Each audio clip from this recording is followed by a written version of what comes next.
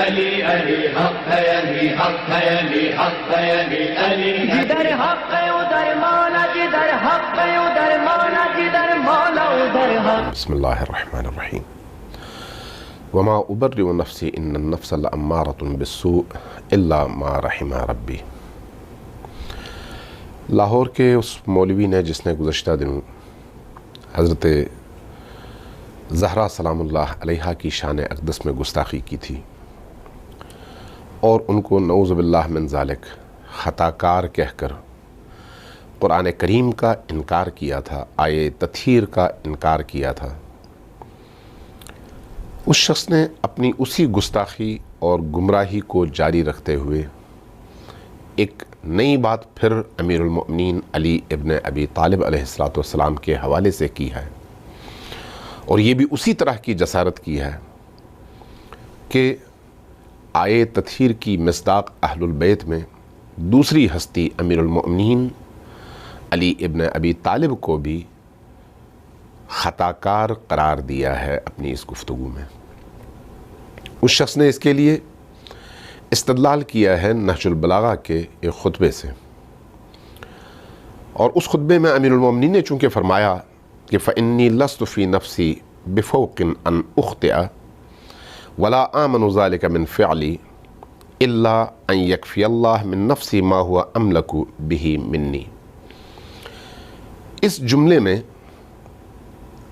آدھے سے اس شخص نے استفادہ کیا اور باقی آدھا چھوڑ کر اس آدھے کی بنیاد پر امیر المومنین کے بارے میں یہ جسارت کی کہ خود مولا علی یہ فرماتے ہیں کہ میں خطا کر سکتا ہوں۔ جملہ پورا یہ ہے کہ امیر المومنین نے فرمایا کہ میں اپنے نفس کو خطا سے ماوراء نہیں سمجھتا، میں اپنے افعال کو خطا سے ماوراء نہیں سمجھتا، الا یہ کہ اللہ تبارک و تعالی جو مجھ سے زیادہ طاقتور ہے، مجھ پر حاوی ہے، وہ میرے نفس کی حفاظت کرے، یعنی اللہ میری حفاظت کرے تو میں خطا نہیں کرتا۔ گویا اس جملے کو اس پلید شخص نے دو حصوں میں تقسیم کیا، پہلا حصہ پڑھا، دوسرے حصے کو چھوڑا، اور اس کے بعد اس پہلے حصے سے یہ ثابت کرنے کی کوشش کی کہ حضرت علی بھی خطا کر سکتے تھے، اور پھر مکتب اہل البیت کی عصمت کے نظریے کو نشانہ بنانا شروع کیا۔ اس ان پڑھ، جاہل، ناصبی اور کمال درجے کے خائن اور خیانتکار ملا سے یہ پوچھنا چاہیے کہ کیا تم نے قرآن نہیں پڑھا؟ کیا قرآن کریم میں حضرت یوسف علیہ السلام نے یہ نہیں فرمایا کہ وما ابرئ نفسی ان النفس لامارۃ بالسوء؟ میں اپنے نفس کو اس سے بری نہیں سمجھتا کہ میرا نفس مجھے گناہ کی اور برائیوں کی دعوت دے، سوء کی دعوت دے، الا ما رحم ربی، مگر یہ کہ اللہ مجھ پر رحم کرے اور مجھے گناہوں سے بچائے۔ تو کیا اب تم یہ کہو گے کہ حضرت یوسف بھی اور باقی انبیاء بھی خطا کر سکتے تھے، معصوم نہیں تھے؟ جب تم وہاں پر معصومیت کا عقیدہ بڑے تنتنے سے بیان کرتے ہو تو یہاں پر تمہاری زبان کیوں جلتی ہے؟ یہاں پر تمہیں تکلیف کیوں ہوتی ہے؟ تمہارے اسی عمل نے یہ ثابت کیا کہ جس طرح سے حضرت یوسف علیہ السلام معصوم تھے، اسی طرح سے علی ابن ابی طالب بھی معصوم تھے۔ تمہارے اسی کلام نے یہ ثابت کیا، لیکن کلام کو آدھا بیان کرنا اور آدھا چھپا لینا یہ نفاق بھی ہے، خیانت بھی ہے، اور لوگوں کے عقیدے پر ڈاکہ بھی ہے۔ تم علم کے نام پر بہت بڑے ڈاکو ہو۔ یہ ایسے ہی ہے جیسے کوئی شخص کہے کہ قرآن نے کہا ہے کہ لا تقربوا الصلاۃ، نماز کے قریب بھی نہ جاؤ، جبکہ قرآن نے اس کے بعد بھی کچھ کہا ہے۔ وَأَنْتُمْ سُكَارَىٰ بھی اسی آیت کا حصہ ہے، جب تم نشے میں ہو تو نماز کے قریب نہ جاؤ۔ اب پہلے حصے کو پکڑ کے تم کہو کہ اللہ نے قرآن میں کہا ہے کہ نماز کے قریب بھی مت جاؤ، اس لیے میں نماز نہیں پڑھتا، اس کو کہتے ہیں خیانت. یا قرآن نے کہا کلو وشربو، اور کہو کہ اب جو چاہو، جیسے چاہو، جس طرح سے چاہو، جتنی چاہو کھانا شروع کر دو، اور اگلا حصہ بھول جاؤ یا چھپا لو جہاں پر کہا کہ ولا تسرفو، اسراف نہ کرو، زیادتی نہ کرو. یہ ایسے ہی ہے کوئی شخص جیسے کہے کہ قرآن نے کہا ہے کہ لا الہ، کوئی خدا نہیں ہے، اگلا جملہ کھا جائے اور لوگوں کو گمراہ کرے جہاں پر کہا گیا الا اللہ یا الا انت، اللہ کے علاوہ کوئی خدا نہیں ہے، بار الہ تیرے علاوہ کوئی خدا نہیں ہے.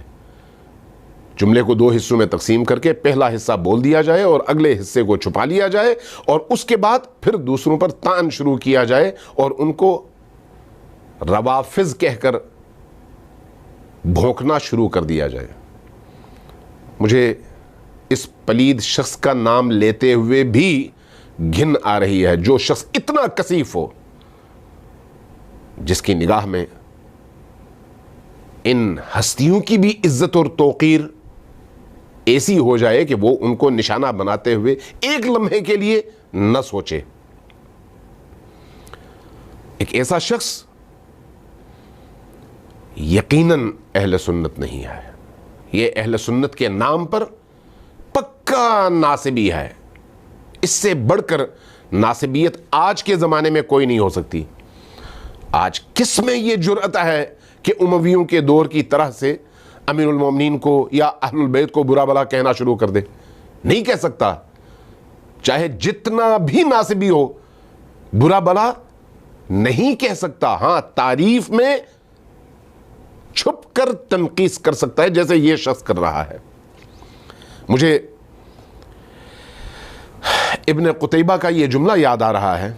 انہوں نے الاختلاف فی اللفظ والرد علی الجہمیہ میں یہ کہا، فرمایا کہ دیکھو اب بھی کچھ لوگ ایسے ہیں جن کے سامنے جب اہل البیت کا نام لیا جاتا ہے، جب علی و فاطمہ کا نام لیا جاتا ہے، جب حسن و حسین کا نام لیا جاتا ہے، ان کے چہرے مرجھا جاتے ہیں، ان کی زبانیں گنگ ہو جاتی ہیں، ان کے چہروں کی کیفیت بتاتی ہے کہ اندر تکدر پیدا ہوا ہے، تکلیف ہو رہی ہے.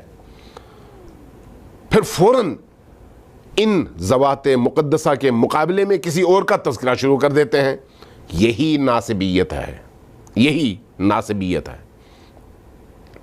میں گورنمنٹ سے یہ گزارش کروں گا کہ ایسے اشخاص کے بارے میں تحقیق کی جائے کہ یہ کہاں سے پیسے لیتے ہیں اور کن کے اشاروں پر پاکستان کے اندر دوبارہ سے فرقہ وارانہ ماحول پیدا کر کے 30 سال پرانی اس مومنٹ کو دوبارہ زندہ کرنا چاہتے ہیں اور بریلویت کے نام سے زندہ کرنا چاہتے ہیں. یہ نہ بریلوی ہے نہ اہل سنت ہے. ایسے لوگوں کا کسی فرقے سے تعلق نہیں ہوتا. یہ اہل نفاق ہوتے ہیں، یہ اہل فتنہ و فساد ہوتے ہیں، اور اہل فتنہ و فساد کو ختم کرنا یہ ریاست کی ذمہ داری ہے بغیر کسی رو رعایت کے. وہ تمام قوانین جو اہل البیت اور ان ذوات مقدسہ کی توہین کے حوالے سے پاکستان کے اندر بنائے گئے ہیں، ان تمام قوانین کے مکمل اطلاق کے ساتھ اس شخص کو گرفتار کر کے جب تک اس کے کیفر کردار تک پہنچایا نہ جائے اور اسی سزا تک نہ پہنچایا جائے جو اس طرح کے جرائم کے لیے مقرر ہے قانون میں، یہ سلسلہ تھمنے کا نہیں ہے. میں اہل سنت علماء کرام کا بھی شکر گزار ہوں جنہوں نے اس ناصبی ذہن کا بھرپور مقابلہ کیا، اور ان اہل تشیع علماء کا بھی جنہوں نے اس ماحول میں تعصب کو اٹھنے نہیں دیا، ابھرنے نہیں دیا. اور گزارش کرتا ہوں کہ اس سلسلے کو فوری طور پر روکا جائے. والسلام علیکم ورحمۃ اللہ وبرکاتہ. علی علی حق ہے، علی حق ہے، علی حق ہے، علی علی جدھر حق ہے ادھر مولا، جدھر حق ہے ادھر مولا، جدھر مولا ادھر حق.